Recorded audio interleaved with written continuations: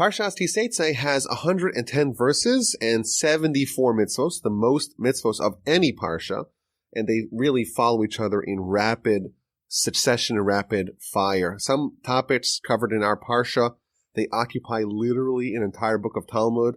You will have one short paragraph, a few verses in our Parsha, and you have an entire book of Talmud, something that you could reasonably take a year to study in depth. And of course, we're going to try to cover the entire Parsha in about an hour.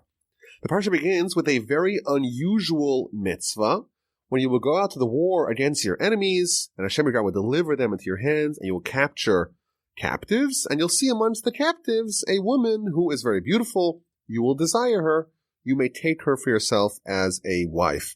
A very unusual mitzvah that you capture a bunch of enemy captives, and amongst the captives you find a really beautiful woman. You want to marry her. You're allowed to marry her under certain conditions. First, you bring her to your house. You shave her head, you let her nails grow, she takes off the garments of her captivity, she cries and mourns her parents for a month, and after that, you can marry her, she could become your wife, you convert her, she becomes Jewish, and she could be your wife. So a very interesting mitzvah, and Rashi tells us that the reason why the Almighty gave us this mitzvah, this loophole, that you could just take a captive non-Jewish woman and just marry her, why would the Torah allow that? And Rashi says a very interesting idea, a very intriguing idea, that the Torah, the objective of the Torah, is to be a contra for the Yetzer Hara, the evil inclination. And all of Torah is there to oppose the evil inclination, but here, the evil inclination is going to be so strong, your desire to marry this woman is so strong, there's really no way to combat it, and therefore, if the Almighty did not permit it, you would do it anyhow. And therefore, because you would do it anyhow, the Almighty says, okay, I will permit it. It's a very unusual idea that really it should be prohibited, but because there's no way to overcome it in times of war, in the chaos that surrounds the war, you really can't overcome your lusts, your inclinations, and therefore the Almighty says, I'm going to permit it. So there's a general idea here that the Yetzer Hara, the inclination, has been compared to a spring. You want to push the spring just a little bit, but if you push it too hard, its backlash will cause even greater damage. Similarly, over here, we find this concept that in this particular scenario in war, you find a beautiful woman, the Yetzer Hara, the inclination is so strong, if you reject it, if you resist it, you're not going to be successful, and therefore the mind says, I'm going to permit it. But on the flip side, there's another point here, that only over here, only in this particular scenario and situation, you can't control yourself, and the Yetzer Hara is guaranteed to win, and therefore the Almighty says, capitulate, it's okay. But every other place where the Almighty gives us challenges and there's prohibitions, we know for sure that we can withstand, we can develop the fortitude to overcome. Now, it's been pointed out, last week we read about the whittling down of the soldiers for war. You have all the people that got recently married, all the people who built a house or planted a vineyard, and all the people that have any sins with them. They could all go back home. They don't participate in a war. So who remains? Just the most righteous of people. Yet even the most righteous of people, our sages tell us that once they go out of their environment, once they go to hostile territory, they're in war, the fog of war affects them also spiritually, and they can become lustful of the beautiful captives. My grandfather, blessed memory, he spent the war years from 1938 till 1946 in Sweden. And he said that Sweden was essentially a war, even though it was neutral during the war, but it was a war, a spiritual war, because yeshiva students that would go there, they would enter Sweden as God-fearing, pious, and righteous yeshiva students, and within a month they would right away succumb to the secular world that was so prevalent there, and they would drop their religion. And that's the idea, that when you're in a compromising situation spiritually, those external conditions really are liable to affect you, and it's likely to influence you negatively. So what is done with this woman? Her head is shaved, her seductive clothes are removed, the nails are allowed to grow, and she has to cry over her parents for a month. So the commentaries talk about various different reasons why this would happen. Either so that his lust for her will dissipate, cooler heads may prevail, and he can move on from his infatuation with her, he'll reconsider, and he won't marry her. You know, he sees her in all her glory amongst the rest of the captives, and he desires her. But once she moves into his house, and she doesn't have the beautiful hair, and she's not wearing the lustful clothing, and she's just crying and complaining, then he'll say, you know what, I don't really want her, and he'll drop this idea. That's what Rashi says. The Ramban introduces another concept, that this is about her mourning. She's going to be converted to Judaism, and she has to mourn her deceased family and her departed faith. And the Torah allows her to mourn over her departed past, so that when she unites with her now Jewish husband, her sadness will have been addressed, and she can move on and live somewhat of a normal life going on forward. And the Ramban adds, suppose she is not wrestling with her new faith, and she's not wrestling with the fact that she's departing her family, then indeed she can marry him right away.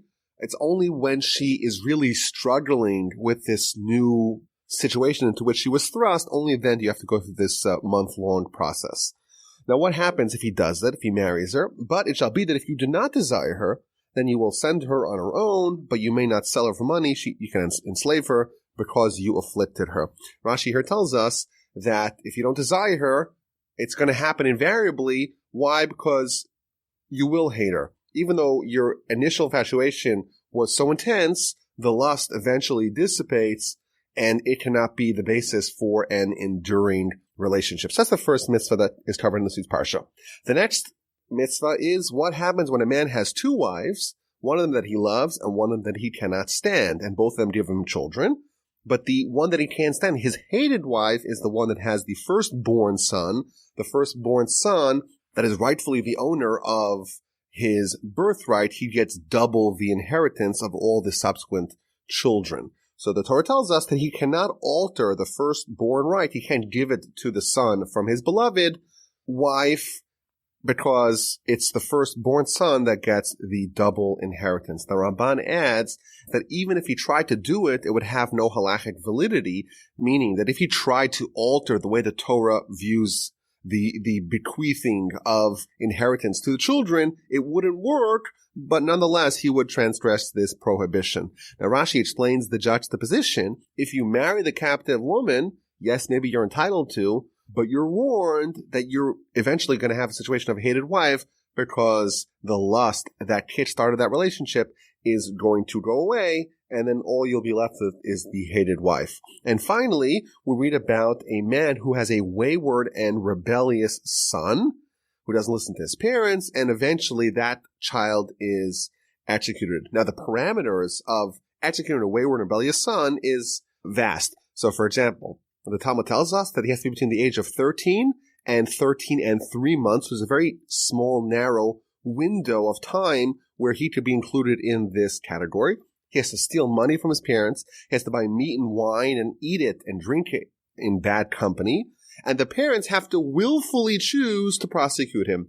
Meaning if the parents decide to ignore his infractions, he's off the hook. They choose to bring him to court. Initially, he is caned. They give him lashes. If it happens a second time, and again the parents choose to prosecute him, then he is executed. And Rashi again explains that this is all part of this continuity. You marry this woman, this captive woman, you'll eventually hate her, and you know what? The children that will result from this union will be wayward and rebellious. Now, why, if a child, is a misbehaving child, he's stealing money, he's buying meat and wine, eating it in bad company, but why would that warrant that they get executed? So Rashi tells us, quoting from the Talmud in the book of Sanhedrin, he is killed in anticipation of his future behavior.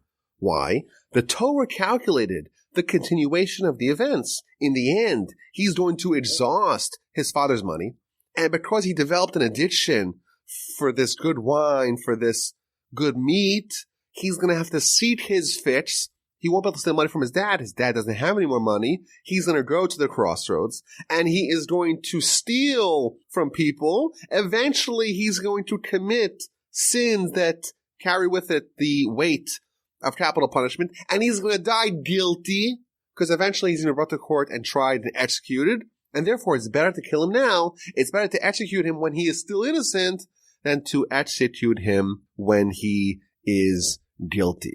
Now, the Talmud tells us that actually the episode of the Ben Soro More, the wayward and rebellious son, actually never happened. There was never a situation in history, and there never will be a situation in history, where a son at that particular time in his life, 13 to 13 and 3 months, steals from his parents and buys the meat and eats it in bad company, and his parents decide to bring him to court.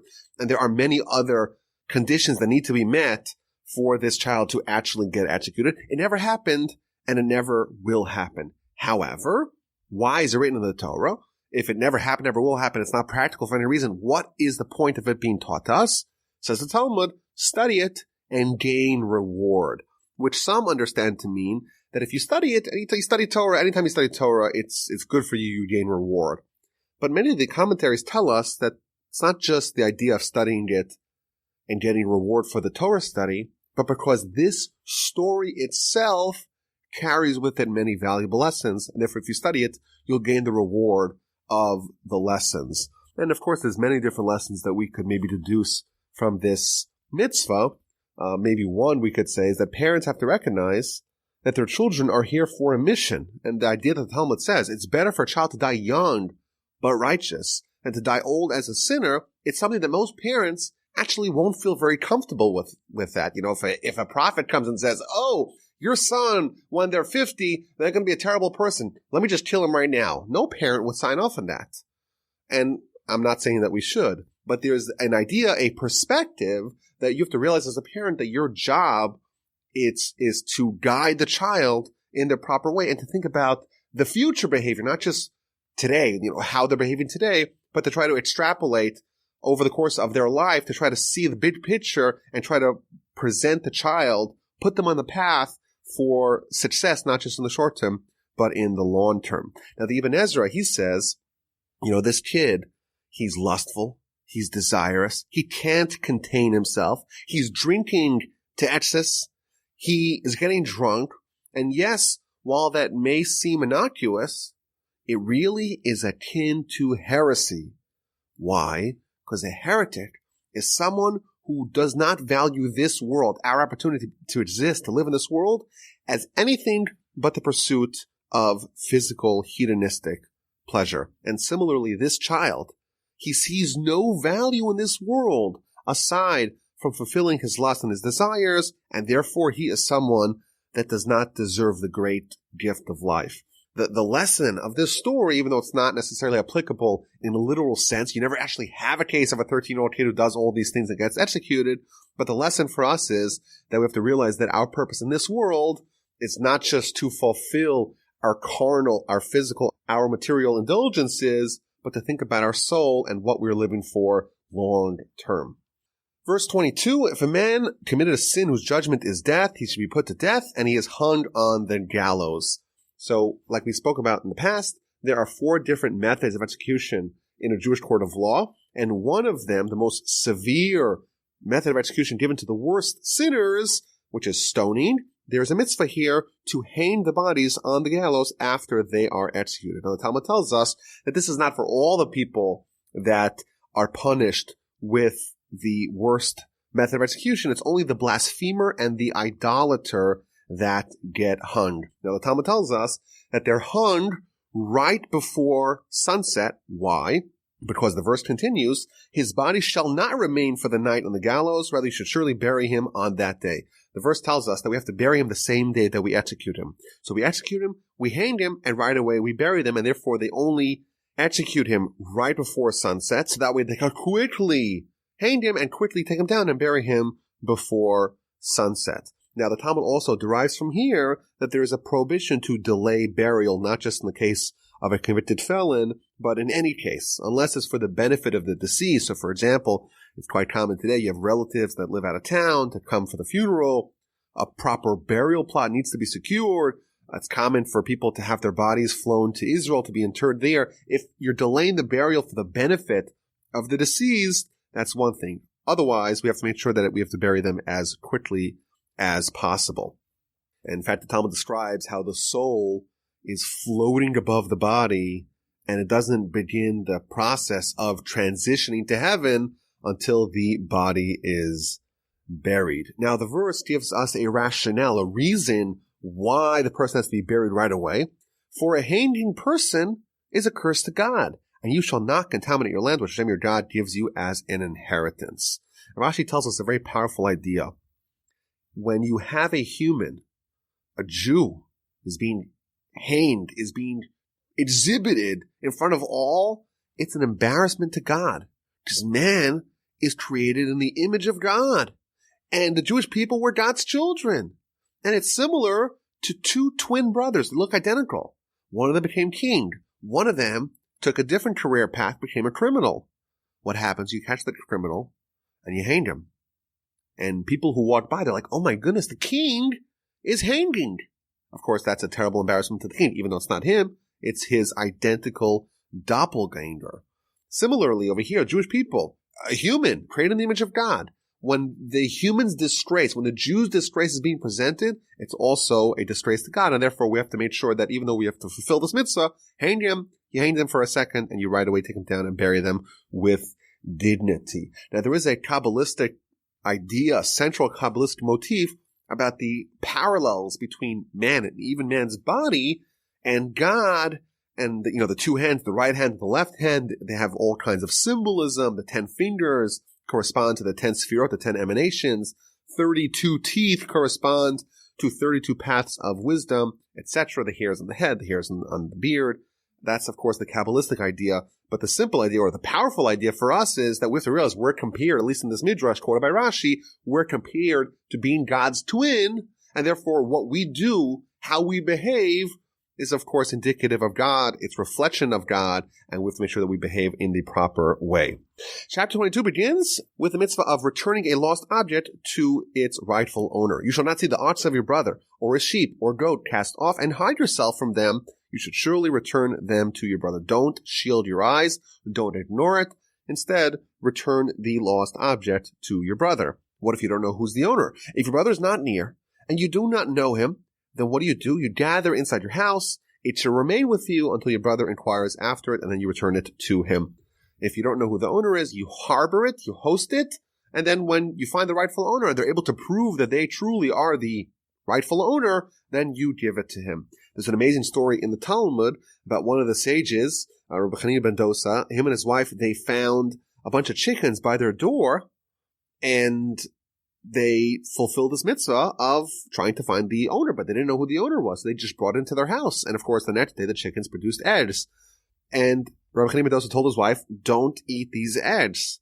And eventually the eggs hatched, and you have more chickens. And there were so many chickens, they sold the chickens, they bought goats. And eventually they developed a whole flock of goats.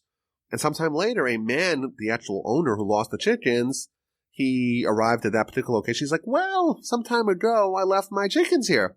So Rabbi Chanina says, well, do you have a proof? You have some evidence? Is there some sort of identifying mark that you could identify to show that you're the correct owner? And he did, and he showed it to him. It's like, okay, here are your chickens. And he gave him the goats. That's obviously a superlative fulfillment of this mitzvah, where you tend to the items that you found of your brethren. You tend it as if they were yours and take really good care of it. And then we read about the mitzvah of supporting one's fellow struggling animal with the owner's help. You should not see the donkey of your brother or his ox falling on the road and hide yourself from them. You should surely stand them up with him. So this is the mitzvah that you're supposed to help your friend unload the cargo from his animal, or load the cargo on his animal, and to help him. And Rashi tells us, pointing out from the word with him, that the owner can't just kick back his feet and say, you know what? It's your mitzvah. You have to help me load. You go load it yourself. No, it's only a mitzvah when you're doing it together with the owner. And then we read about the prohibition against cross-dressing. Male garb should not be on a woman, and a man should not wear a woman's garment. For anyone who does that is an abomination to Hashem. Rashi tells us that this is only clothing and even behavior that leads to abomination. So if it becomes common for men to behave in one way, it's no longer a feminine thing, it becomes a masculine thing, then it would be okay. I had a friend who asked his rabbi, is he allowed to pluck his eyebrows because he has a unibrow? And the rabbi told him, well, even though this is normally in history, this would be the behavior of women, because it became common for men to do that, it would be kind of grandfathered in. It's not female garb on a man. And then we read about the mitzvah of Shiluach HaKan, sending away the mother bird before taking the eggs or the chickens. If a bird's nest happens to be before you on the road, or on any tree, or on the ground, young birds or eggs, and the mother's roosting of the young birds or on the eggs, don't take the mother with the young. You should surely send away the mother and take the young for yourself, so that it will be good for you and you'll prolong your days. If you happen to chance upon a mother bird resting on her chicks, on her eggs, it's a mitzvah to send away the mother bird before taking the eggs or the chicks. And if you do this, the verse tells us you will be rewarded with long life. Says Rashi, there's a tremendous lesson from this. This is a mitzvah that's not expensive. It doesn't cost you anything to send away the mother bird before you claim the eggs or the chicks. It doesn't cost you anything. And yet this free mitzvah guarantees you eternal life. How much more reward will be there for a mitzvah that's difficult for you to do and it's costly? Now, there's a very, very long essay here by the Ramban on the subject of why we do mitzvos. Is it because God wants us to not practice cruelty, and therefore you don't take away the baby chicks when the mom's still there, because the mom will get sad, the mom will get terrified, she'll suffer, and we want to prevent cruelty? Or should we not think about that and say, this is the will of God, we don't try to pursue reasons, we have to obey his will as if they were solely decrees? This is a huge subject in Jewish philosophy. He quotes the Rambam in the Guide to the Perplexed, and he argues in him. And one thing everyone agrees upon, at least in this very vast subject, is that we do mitzvahs not for God's benefit, it's for our benefit, but it's a huge subject, and there's a very vigorous debate about, what's our motivation for doing it, for doing all the mitzvahs. And there's, of course, many very interesting citations. One of them, for example, it quotes a Midrash. The Midrash says, does God really care how you slaughter an animal? Does it really matter to God if you slaughter from the neck or from the throat? Of course not. It's only for us. The sole reason why God gave us mitzvos is for us to purify ourselves via them. The next mitzvah that we read about is if you build a new house, you should make a fence for your roof, so that you will not place blood in your house if a fallen one falls from it. So you have a roof. Someone who's on the roof could maybe lose their footing and fall off the roof, and therefore you put a fence around it. That way no one will fall and no one will get hurt. So if you have a swimming pool, very common, people put a fence around it. It's dangerous. So any danger, any hazard that is potentially a danger to other people, it's your responsibility, if it's on your property, if you're the owner of it, to prevent that by building a fence, by building some sort of protection around the dangerous thing. Now, there's a very interesting and intriguing philosophical question that is raised here by the commentaries, and they ask, wait a minute, doesn't God oversee everything? And don't we say that if someone is supposed to die, God will get them regardless of what they do? And don't we say that if someone died, God wanted them dead? Well, if so, why do you need a fence? If someone falls off your roof and they die, isn't that the greatest evidence that God wanted them dead and God would have prevented it if they weren't worthy of dying? So what difference does it make for us to make this fence and save someone? We're not saving anyone. If they were going to die, they're going to die anyhow in some other means. And if they did die, well, then God wanted them dead anyhow. That's the question. Of course, another big philosophical question. So Rashi here quotes a Midrash. Rashi says that yes, indeed, this person who falls down, he should have fallen down anyhow. His time had come. He was supposed to die anyhow. But still, there's no reason for him to die at your hand in your home. And he quotes another motif from the Talmud that merit is rolled to be done by someone who is meritorious, who is righteous, and bad things are supposed to happen via the wicked, via the people who are not righteous. And therefore, yes, this person was going to die anyhow, but still doesn't have to be in your house thanks to your negligence. So that's the opinion of Rashi. Now, the Sefer Chinuch is a very famous essay on this mitzvah, and he again is trying to balance the tension that we find over here, that we say, yes, of course God is in control, and yes, no one could really get hurt unless God wills it to happen, or at least allows it to happen. On the other hand, what we do, our behavior, our conduct, our negligence also matters. And therefore, how do we square that circle? Because are we in charge or is God in charge? Does our free will matter or does it not matter at all? And it's all predetermined by God.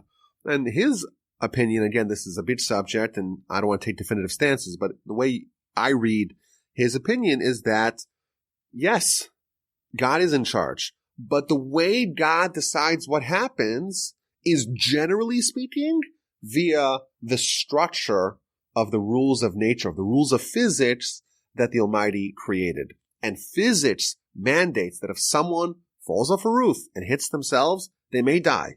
Physics mandates that if proper protections are not taken, dangerous things can happen and people could get injured and people could actually die. And therefore, it is the will of God to allow us to have the free will to choose to use our intellect, to use the guidance that we have in the Torah to protect ourselves. And you know what? If someone does not put a fence around the roof and someone does fall, maybe the person was supposed to live. But via the choices that were made by the people, that person chose to die. And therefore God says, okay, that's my will. My will now is if someone chooses to be negligent, the rules of nature are my general will. Of course, there's someone like Abraham who's thrown into the fire, who doesn't get touched. Daniel is thrown with the lions. Nothing happens to him. Of course, those are unique outliers.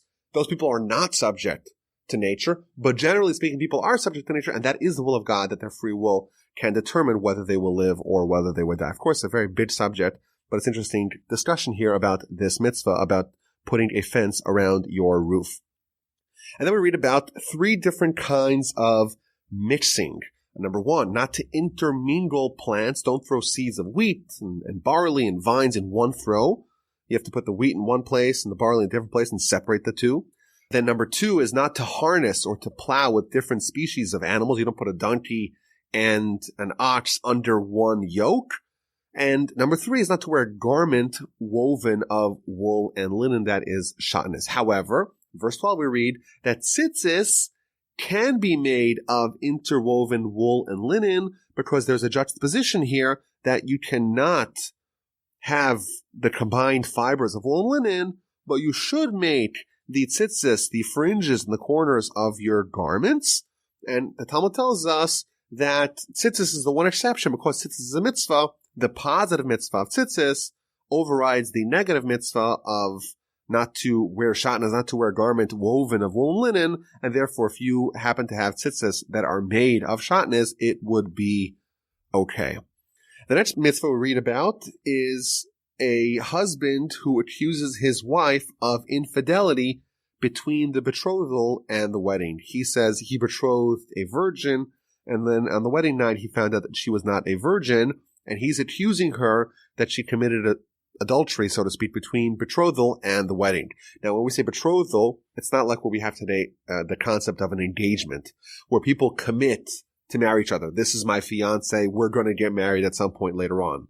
In the Torah, there are different gradients of marriage, one of them called kiddushin, loosely translated as betrothal, and one of them called nisuin, which is actual, the wedding, the consummation of that betrothal. Under both of those situations, the woman is considered a married woman, and if there would be any infidelity, that would be considered adultery. So the husband says, well, I betrothed a virgin, and then on the wedding night, it turns out that she was actually not a virgin, and I suspect that there was adultery in between the betrothal and the wedding.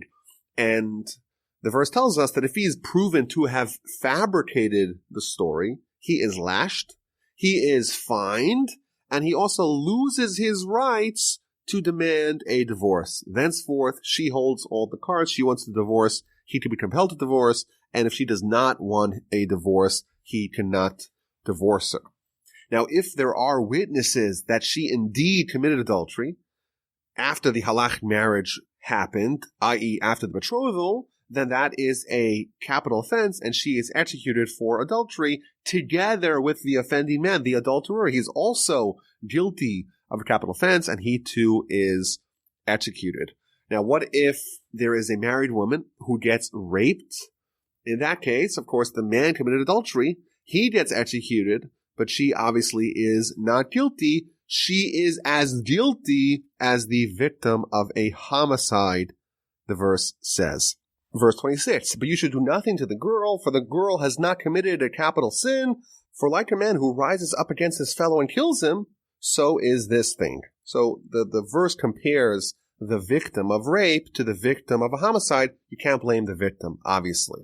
Now the Talmud tells us that the comparison between homicide and rape, it teaches us that in both cases, you can actually kill the perpetrator to prevent him from going ahead with his evil intent. So you see someone chasing someone else with a knife. I'm going to kill you. I'm going to kill you. You have an obligation to prevent this from happening, even if it means that you yourself have to kill the perpetrator before he concludes or before he's able to actually go ahead with his plan. Similarly, you see someone about to rape someone else, you're allowed to stop them, even if it means taking the law into your own hand and extrajudicially killing the perpetrator. Thus, the connection here that the verse creates here between homicide and rape is actually extended, the principles extended to that other case as well. What about a case where a man rapes an unmarried woman? So there's obviously no adultery. So then he is fined, and again, he loses all the cards. She can compel him to marry her, and he would not be able to divorce her unless she chooses to sever the marriage.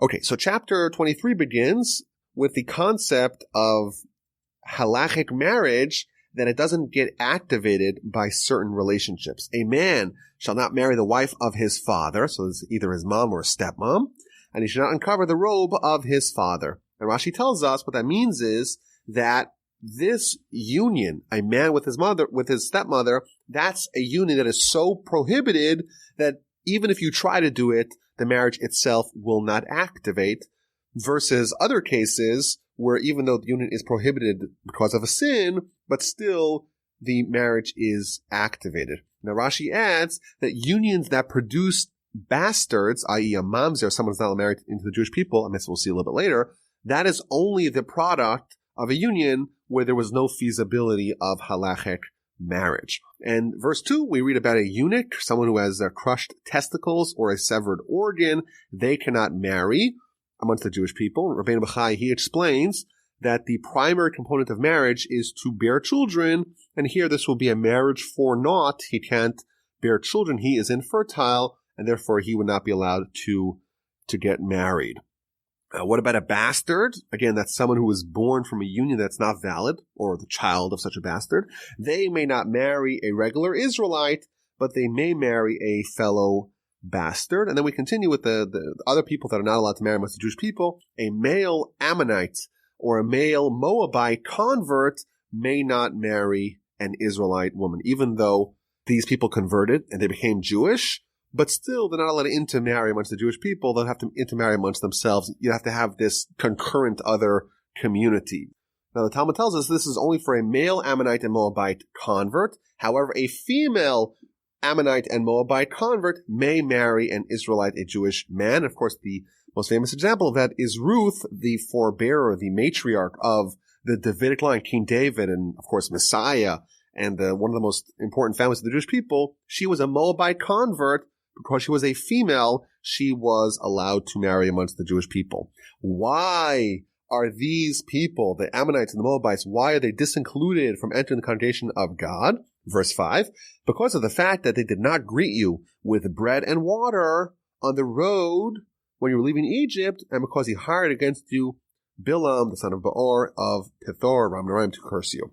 These nations are nations that have exhibited character and characteristics and traits that disqualify them from being married, from being united with the Jewish people. And the Ramban adds over here that, of course, Ammon and Moab, those are the two children of Lot. And Lot, of course, is someone that was saved from Sodom and Gomorrah because of Abraham. Abraham took such great care of Lot, and therefore that their descendants did not remember the kindness of Abraham. That shows that there's something wrong, something corrupt with their national character. They hired someone to try to destroy the Jewish people. They hired Bilam. They didn't approach you with bread and water like they should have. They weren't gracious. And therefore, because kindness is the hallmark of our nation, and the nation of Ammon that does not have this characteristic innately, therefore they're unwelcome and they cannot integrate into our nation. However, what about an Egyptian convert or an Edomite convert, a convert that descends from Esav, the brother of Jacob? Verse 8, you should not reject an Edomite, for he is your brother. You should not reject an Egyptian, for you were a sojourner in his land. Children who are born to them in the third generation may enter the congregation of Hashem. If you have a convert from the nation of Egypt or Edom, they are welcome to intermarry amongst the Jewish people after 3 generations. Why are they allowed to join the Jewish people after 3 generations, whereas the other 2 nations' converts, the converts from Ammon and Moab, can never join the Jewish people? Rashi tells us a very interesting idea that spiritual violence is deadlier and more harmful than physical violence. Of course, Esav, the nation of Edom, the Egyptians, they were physically violent to us. But you know what? The other nations that were spiritually violent to us, it's even worse, and therefore they can never marry amongst the Jewish people. The Ramban adds, and of course this is alluded to by Rashi and in the verse, that we cannot reject these other nations, i.e. the nation of Edom and of Egypt, forever, because after all, we ourselves spend time in Egypt. We were saved with them in the times of the famine where Jacob and his children descended to Egypt. And you know what? They did a tremendous honor to us by taking Joseph, of course, the son of Jacob, and making him a king over them. And therefore, in appreciation for that, we have to reciprocate by allowing them to join, at least after 3 generations, to join the Jewish people. Similarly, Esav, he is someone who comes from holy seed.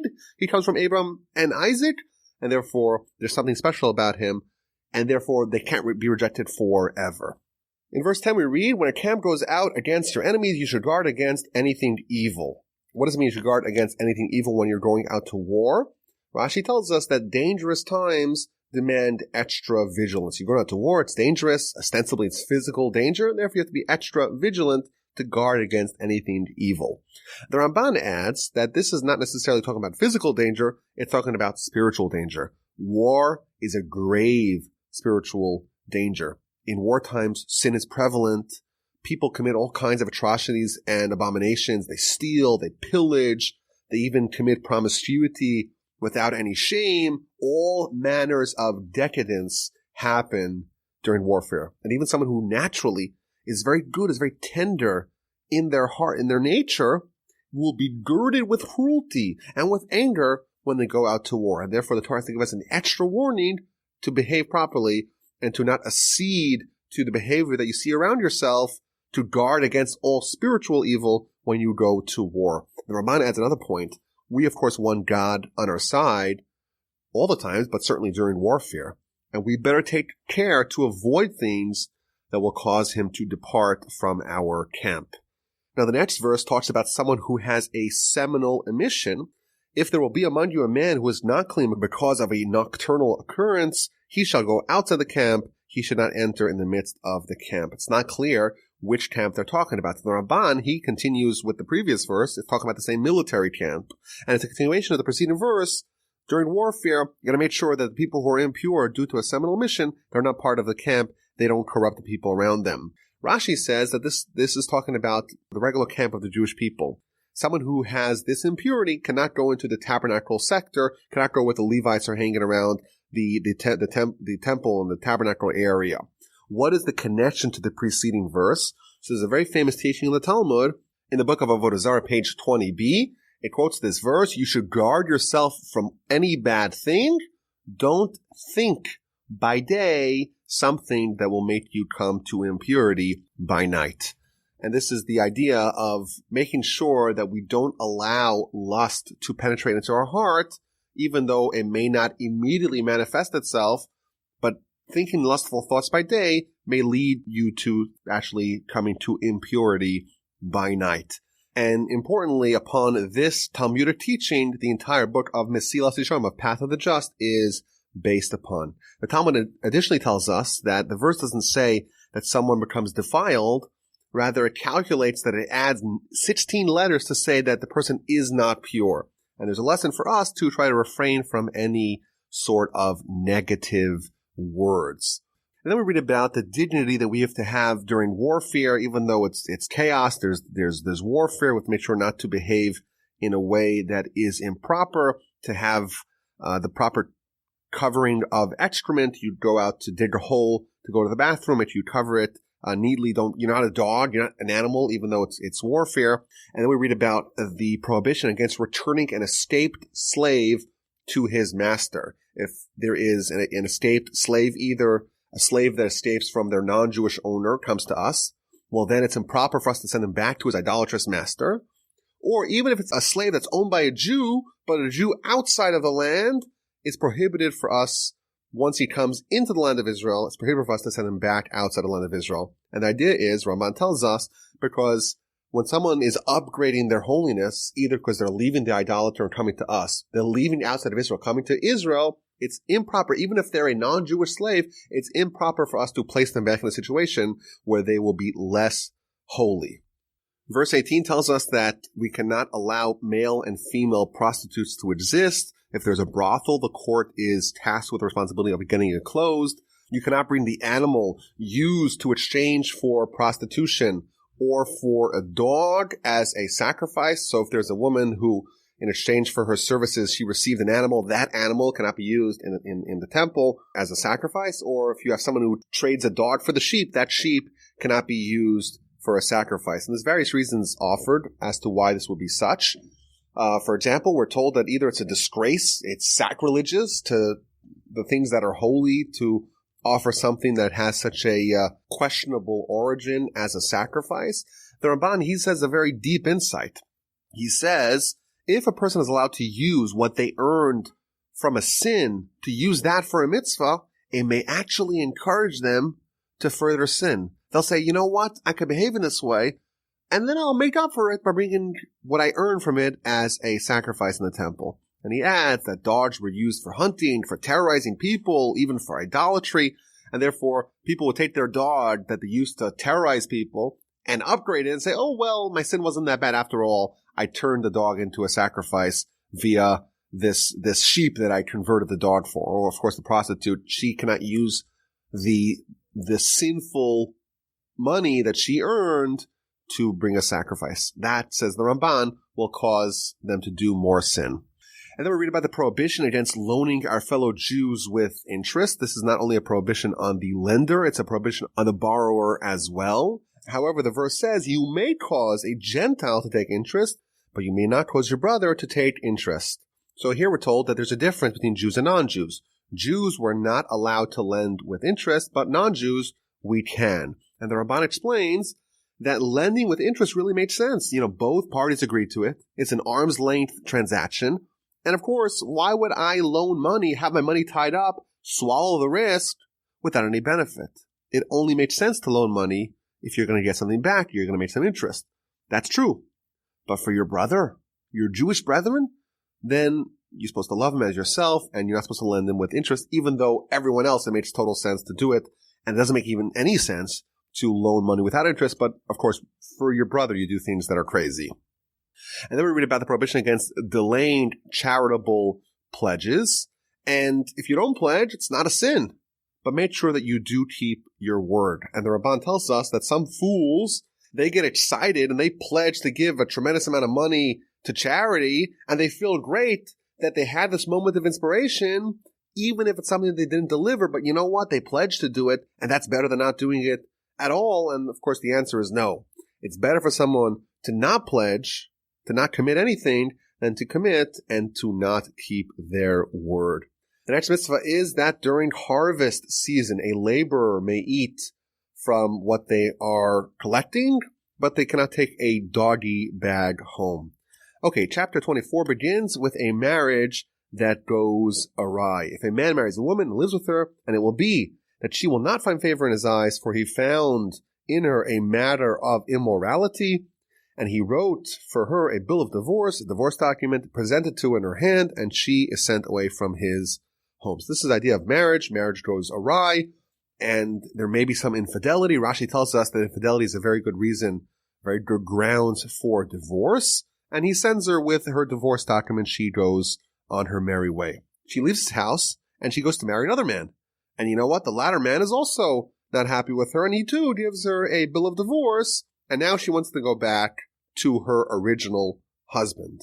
that is prohibited. Her first husband who divorced her shall not take her back, should not be his wife after she had become defiled, after she'd been with someone else. For it's an abomination before Hashem. The Talmud tells us that this is not just a woman who marries someone else, but also a woman who commits adultery. She has to separate from her first husband. Now, the Ramban, he gives us a very interesting reason for this. This would prevent a loophole of wife swapping. Someone may say, listen, I'll divorce my wife. She's not married. And she could go do whatever she wants. And the next day, she'll remarry me. And then it was all kosher because there was no marriage on her. She was not prohibited as a married woman because she was divorced. In order to prevent that terrible abomination, the Torah tells us that once the woman's been with someone else, she cannot go back to her original husband. And then we read a string of mitzvos regarding proper behavior. The first is the idea of the honeymoon, the year of honeymoon. For the first year after a man gets married, he cannot go to war. He is responsible to gladden his wife that he took. There is a jaw-dropping Rabbeinu Bachai here. He tells us that the Jewish people and God, the union that we have, it's like a marriage. And where was this wedding? It was at Sinai. And he says that when the verse says that you have to stay home for a year, Naki hiya lebeito shana, the last letter of each one of these 4 words spells out the name of God. It's hinting that God actually did this as well. And he adds that after Sinai, how long were the Jewish people at Sinai? They were there for nearly a year. That's the idea. We spend a year after our quote-unquote marriage to God. We spent a year together with him at Sinai. He was fulfilling his duty as, so to speak, the husband of the Jewish people to spend a year with us, isolated with us. And then we read about someone who has a loan to someone else. He cannot take a collateral of something that is a vital need. And the next mitzvah we read about is the death penalty for kidnappers. If someone is a kidnapper, they kidnap someone, they sell the hostage, or they make them work, that is a capital offense. Not to tamper with the Torah's affliction without the explicit instruction of the Kohen. The next mitzvah is to remember the episode of Miriam. Of course, Miriam spoke Lashon Hara against her brother Moses, and she was afflicted with tzara'as for 7 days. And it's a mitzvah for us to remember the episode of Miriam and therefore not speak Lashon Hara, not speak evil talk against other people. The Ramban stresses that this is a standalone mitzvah. It's one of the 613 mitzvahs. It's not just good advice to remember what happened to Miriam, but it's actually a mitzvah to verbally say, I remember what happened to Miriam and her punishment.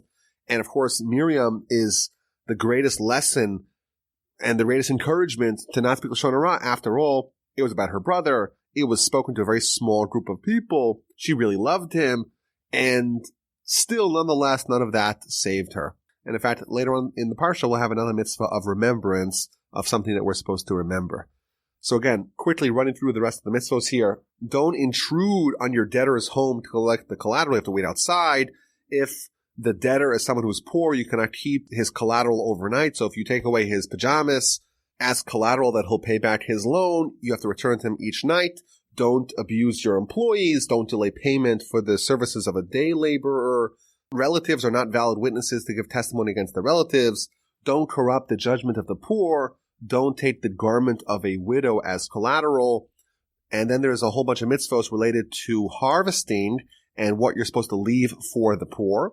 During harvest, you leave the forgotten sheaves to the poor. You don't shake the olive tree twice. You leave those olives for the poor. You leave the unripe grapes for the poor. And then we read about, in chapter 25, the concept of 40 lashes for many infractions. There's many punishments in the Torah that are monetary fines. Of course, there are some that are capital offenses, but there's many that are offenses that you get lashes for. You get 40 lashes. Why 40? So the Ramban quotes a midrash that tells us that the Torah was given to the Jewish people over the course of 40 days, and therefore when someone transgresses Torah, they're transgressing the concept of 40. Moreover, when someone transgresses Torah, it's like they're killing themselves. And how long did it take for someone to be formed? Quotes the Talmud. The Talmud says that it takes around 40 days for the biological matter to form into the zygote, so to speak, that's going to produce the person. And therefore, because the person sinned with 40, they have to atone for that with 40 lashes. And others add that, the sin of the spies, it caused them to spend 40 years in the wilderness.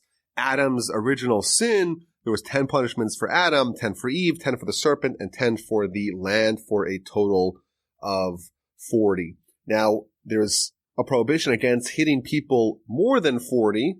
So if someone is guilty and they have to get 40 lashes, we cannot give them 42. And Rashi tells us, this is in verse 3, that this is actually extending to any person. Any person we're not allowed to hit them. Now, there's a very important Rashi here in verse 4. Rashi points out, with a very meticulous reading of the text, when it starts talking about the person who is a sinner, who's a wicked person, who needs to be lashed in the court, it calls him a rasha, a wicked one. But then when it talks about after you hit him, you can't hit him too much, because then your brother will be degraded in your eyes. So you have to hit him 40, but not 41, not 42. So it says Rashi, the whole day he's called a wicked one, but once he is punished, he is called your brother. And I think that this is maybe a good time to comment on the system that we have in the Western world of criminal punishment. Our system that we have in America, I think it encourages recidivism. It's all in the name of avoiding cruel and unusual punishment, but isn't it cruel to throw someone in a cage for years surrounded by the worst people in the world? Here's the Torah system. It's just. The person sins, you take him to court, you beat him up, you cane him, you lash him, and you let him go back home. And I think it achieves both aims of criminal punishment. Number one, the deterrence. No one wants to get hit. But it really rehabilitates the person. He was a rasha, he was a wicked person, and then right after he's punished, he is upgraded, he is restored to being your brother. Verse 4, we read about the mitzvah not to muzzle an ox while it is plowing. And then verse 5, we read about Yibum, the concept of Levirate marriage. You have two brothers, one of them dies without any descendants, and then there are two options what to do with his widow. Option number one is Yibum, is marriage, where the brother marries his sister-in-law, and the concept of that is to create a legacy for the deceased brother. And the other option is Chalitza, it's this kind of divorce ceremony. She removes his shoe and spits in front of him. And obviously, of course, this is a very strange ceremony. There's a very long essay by Rabbeinu Bachai to explain on a Kabbalistic level what exactly is going on when she is demonstrating that he's rejecting him. He's not building a legacy for his deceased brother. And this Chalitza ceremony happens, and then she can marry whomever she wants. Verse 11, we read about a woman who was intervening in a fight between her husband and some other man, and she grabs the genitalia of the man. She has to pay for his shame.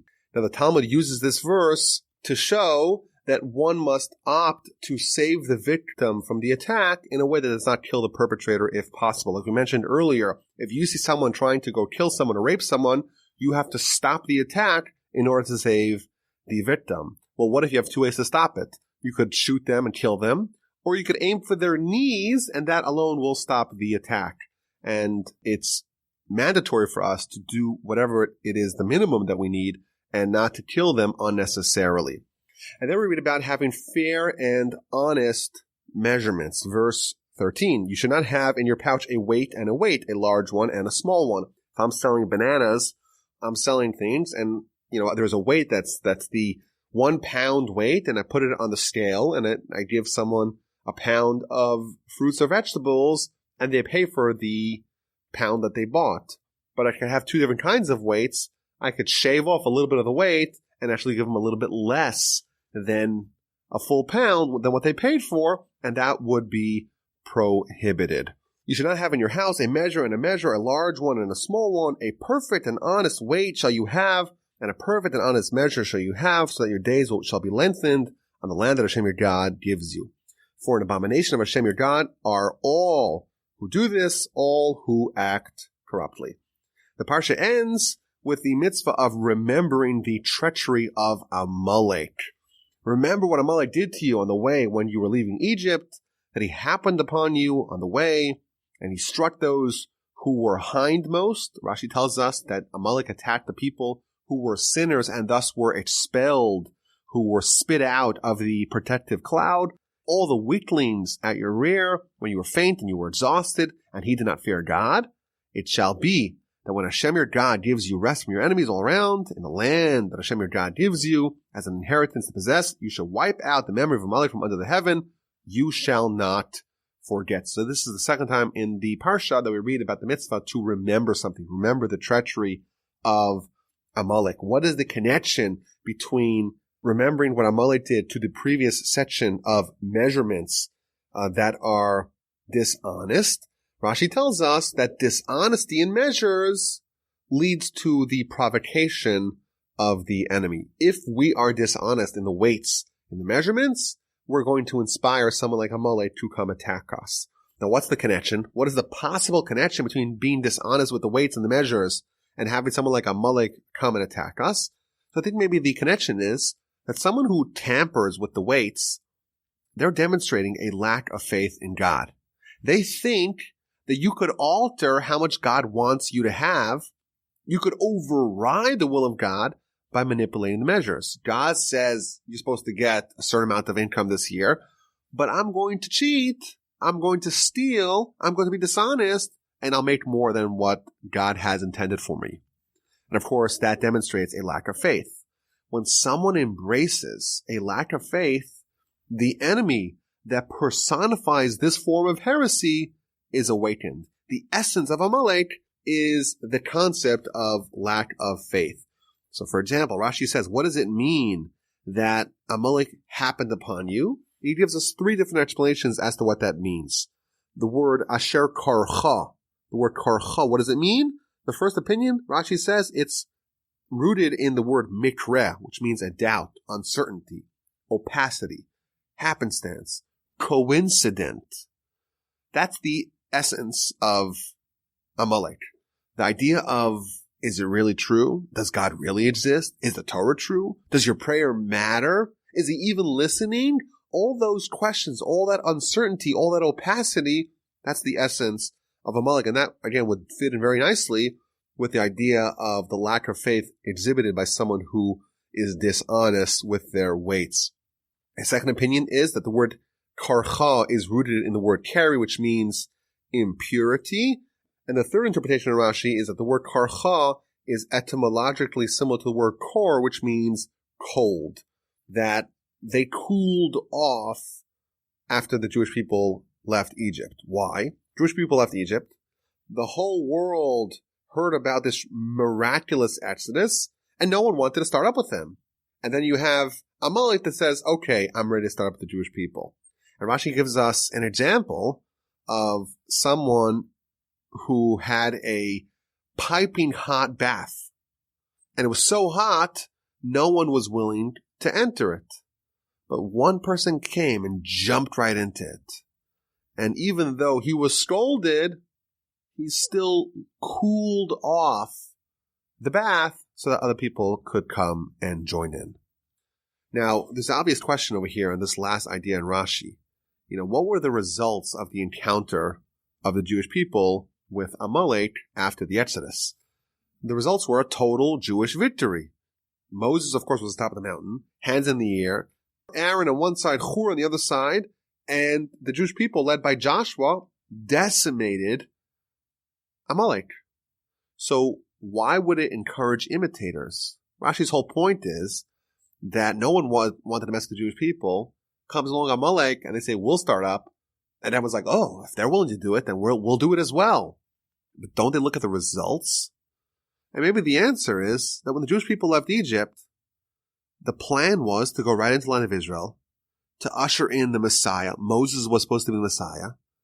And they split the sea, and our sages tell us that all the water all over the world also split. There was this revolution that was about to happen. Abraham's vision, Abraham's legacy of monotheism was going to be spread out throughout the world. And what happens? Amalek says, you know what?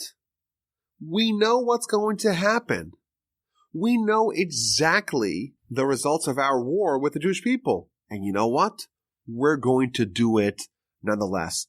A world where the Abrahamic vision, where God's control is evident. That kind of world, says Amalek, we don't want to live in. And therefore we're willing to commit suicide, so to speak, and go attack the Jewish people. And yes, what they did is they introduced this alternative vision for the world at a time where people all over the world were ripe to hear about what Abraham professed, ripe to hear about the Jewish version of things. Comes Amalek and says, I'm willing to die to foster the opposing narrative. And indeed, once people saw that, the message cooled. The bathtub, so to speak, it cooled down, and it opened up the door for people to resist and reject what the Jewish people were professing. And of course, our mitzvah is to totally eradicate the name of Amalek. Rashi tells us even the animals of Amalek have to go. And we could remember back in the book of Exodus, Rashi tells us that so long as the name of Amalek exists, the name of God is incomplete. Our mission, our national mission that began with Abraham, is to disseminate the name of God in the world. And to the degree that the name of Amalek exists, the name of God is not complete. And of course, this extends to us personally. We want to have God have total dominion over our hearts. And there is a little bit of an Amalek within each and every one of us. And to the degree that that exists, God's total dominion over our hearts is not yet complete. Thus concludes Parshas Seitzei, 110 verses, 74 mitzvos. Thank you so much for listening. Thank you for downloading. RabbiWolbe@gmail.com is my email address. I look forward to speaking to you next week.